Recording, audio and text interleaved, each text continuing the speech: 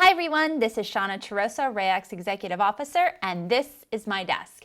In this monthly video cast, I go over questions that are coming across my desk every single day so that we can have much smoother real estate transactions here in York and Adams counties. So the question that I have today is one that I also get very frequently, is how do I know that my client's offer on a property was presented to the seller?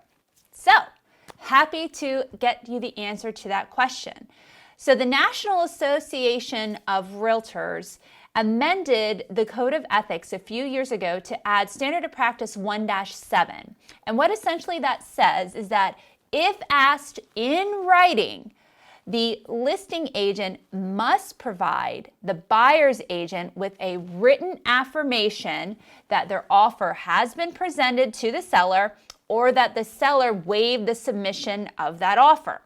So, what does written affirmation mean? So, it literally can be just a simple email back from the listing agent to the buyer's agent saying that yes, the offer was presented to the seller.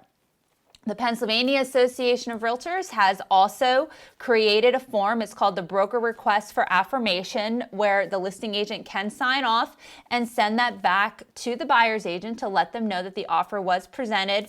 Or the PAR also has other forms available that the seller can sign off and say that the offer was presented and rejected to the buyer's agent or whatever the response might be in that particular contract.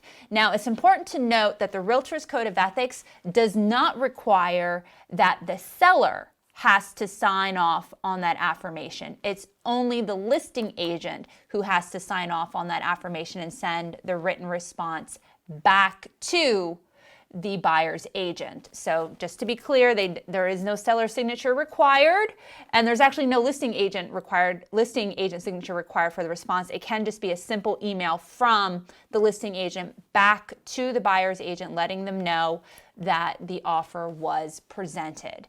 So it's important, again, the buyer's agent has to request it in writing. The listing agent has to respond in writing to provide that affirmation back to the buyer's agent.